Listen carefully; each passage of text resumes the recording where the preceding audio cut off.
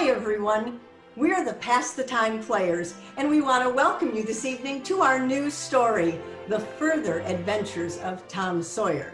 Now before we get started, we do want to remind you, please like us on Facebook and follow our YouTube channel, because you don't want to miss any of our stories, and we do have a this year.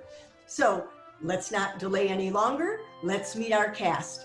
My name is Debbie, and I will be your narrator. Hi, I'm Karen Ann. I'll be Aunt Polly. I'm Danny, and I'm playing Becky.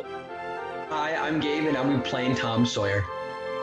So now, sit back, get comfy, and enjoy the further adventures of Tom Sawyer. When we last met Tom Sawyer, we learned he was a mischievous boy. He was always getting into some kind of trouble, but somehow he always found his way out of any predicament. Now, Tom loved two things in his life: taking risks and Amy Lawrence. Or at least, that's who he thought he loved.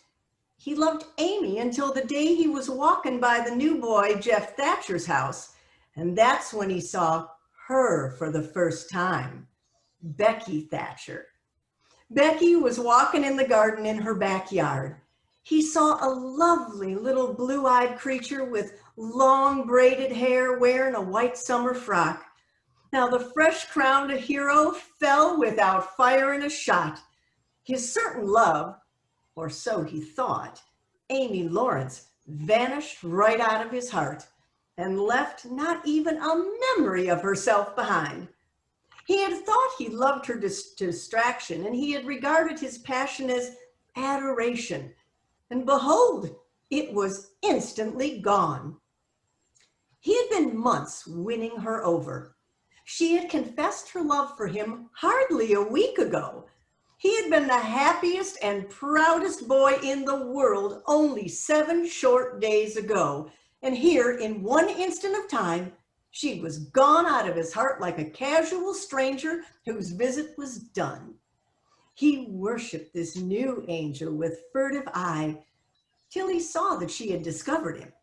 Then he pretended he did not know she was present and began to show off in all sorts of outlandish, boyish ways in order to win her admiration. He kept up this grotesque foolishness for quite some time, but by and by, while he was in the midst of some dangerous gymnastic performance, he glanced aside and saw that the little girl was making her way toward the house. Well, Tom came up to the fence and leaned on it, grieving and hoping she would stay just a little longer. She halted a moment on the steps and then moved towards the door. Tom heaved a great sigh as he put her foot on the threshold, but his face lit up, and right away she tossed a pansy over the fence a moment before she disappeared.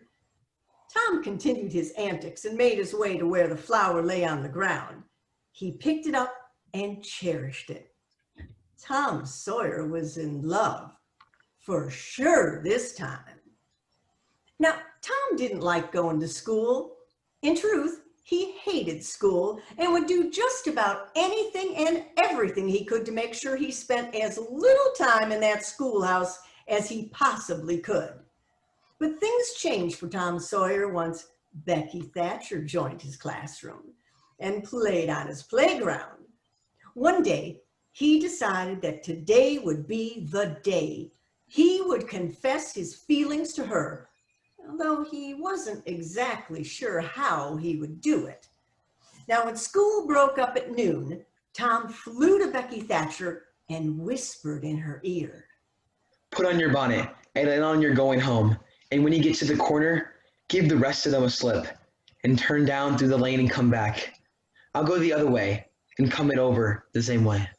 So the one went off with one group of scholars and the other with another. In a little while, the two met at the bottom of the lane. And when they reached the school, they had it all to themselves. Then they sat together with a slate before them, and Tom gave Becky the chalk and held her hand and guided it. So they created another, surprising little house. When the interest in art began to wane, The two fell to talking. Tom was swimming in bliss. Do you love rats? No, I hate them. Well, I do too. Live ones, but I mean dead ones. Swing around the head with a string. No, I don't care for rats much anyway. What I like is chewing gum. Oh, I should say so. I wish I had some now. Do you? I've got some. I'll let you chew it a while, but you must give it back to me. Now that was agreeable. So they chewed it, taking turns, and dangled their legs against the bench in excess of contentment. Was you ever at the circus? Yes, and my pa's going to take me again sometime, if I'm good. I've been to the circus like 3 or 4 times, lots of times. Church ain't shucks compared to the circus. There are things going on at the circus all the time. I'm gonna be a clown in the circus when I grow up. Oh, are you? That will be nice. Oh, they're so lovely, all spotted up. Yes, that's so. They get slathers of money. Most $1 a day, Ben Rogers says. Say, Becky, was you ever engaged? What's that? Why, engaged to be married? No, Would you like to? I reckon so. I don't know. What is it like? Like? What, it ain't like anything. You only just tell a boy you won't ever have anybody but him, ever, ever, ever, and then you kiss him and that's all. Anybody can do it. Kiss? What do you kiss for? Why, it's, well, everybody does it. Everybody? Why, yes, everybody that's in love with each other. Do you remember what I wrote on the slate? Yes. What was it? I shan't tell you. Shall I tell you? Yes, but some other time. No. Now. No, not now. Tomorrow. Oh, no, Becky, now. I'll whisper it. I'll whisper it ever so easy. Becky hesitated. Tom took silence for consent and passed his arm around her waist and whispered the tale ever so softly with his mouth close to her ear. And then he added, Now you whisper it to me, just the same. She resisted for a while and then said, You turn your face away so you can't see, and then I will. But you mustn't ever tell anybody, will you, Tom? Now you won't, will you? No, indeed. Indeed I won't. Now, Becky. He turned his face away. She bent timidly around till her breath stirred his curls and whispered, I love you. Then she sprang away and ran around and around the desks and the benches with Tom after her and took refuge in the corner at last with her little white apron to her face. Tom clasped her neck and pleaded. Now, Becky, it's all done. All over but the kiss. Don't be afraid of that. It ain't anything at all. Please, Becky. He tugged at her apron and her hands. By and by, she gave up and let her hands drop. Her face all glowing with the struggle, came up and submitted. Tom kissed the red lips. Now it's all done, Becky. And always after this, you ain't ever to love anybody but me. And you ain't to ever marry anybody but me. Never, never, never, and forever. Will you? No, I'll never love anybody but you, Tom. And I'll never marry anybody but you. And you ain't to marry anybody but me either. Certainly, of course. That's part of it. And always coming to school or when you're going home, you're to walk with me when there's nobody looking. And you choose me, and I choose you at parties because that's the way you do when you're engaged. Tom and Becky sat down close to each other and smiled at him. It's so nice. I've never heard of it before. Oh, it's ever so gay. Why, me and Amy Lawrence. Becky turned to face Tom. Her big eyes told Tom his blunder and he stopped, confused. Oh, Tom, then I ain't the first one you've ever been engaged to. He began to cry. Tom didn't know exactly what he should do. Things had been going so well. Oh, don't cry, Becky. I don't care for her anymore. You do, Tom. You know you do. Tom tried to put his arm around her neck, but she pushed him away and turned her face to the wall and just went on crying. Tom tried again with soothing words in his mouth and was repulsed again. Then his pride was up and he strode away and went outside. He stood about restless and uneasy for a while, glancing at the door every now and then, hoping she would repent and come and find him, but she did not. Then he began to feel bad and fear that he was in the wrong. It was a hard struggle with him to make new advances now, but he nerved himself to it and entered. She was still standing back there in the corner, sobbing with her face to the wall. Tom's heart ached. He went to her and stood a moment, not knowing exactly how to proceed. Then he said hesitantly, Becky, I don't care for anybody but you. No reply, but sobs. Becky? Tom continued his pleading. Becky, won't you say something? More sobs.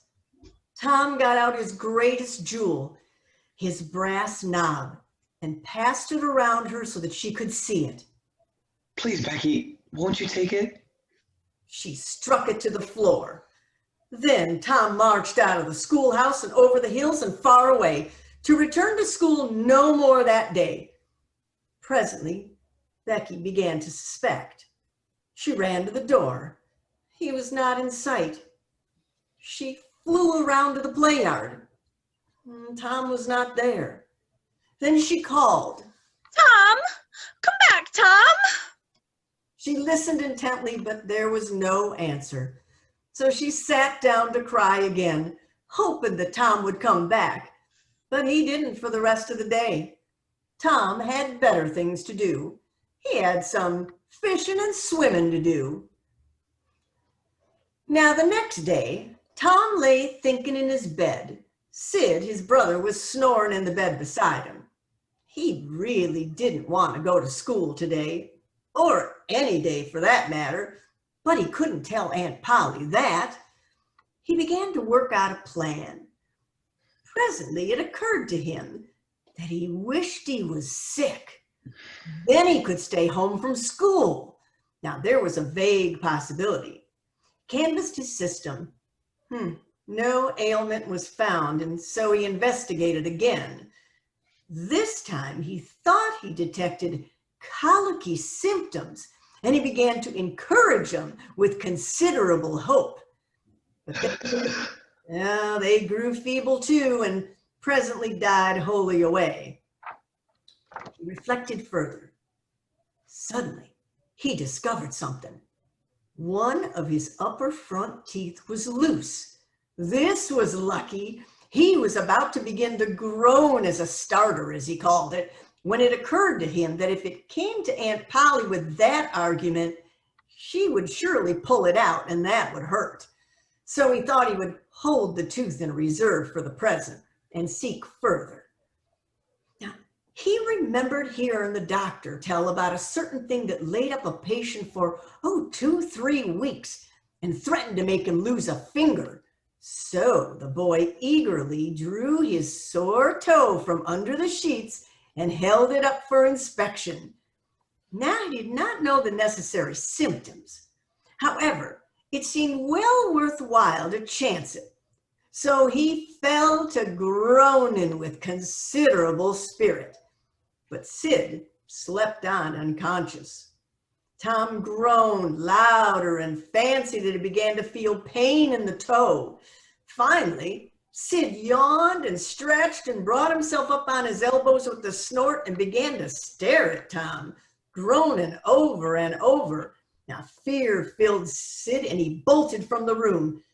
Tom stopped his groaning. I knew I could get him to fall for this. Now to fool Aunt Polly. With that, Tom went back to groaning and rolling on his bed in pain.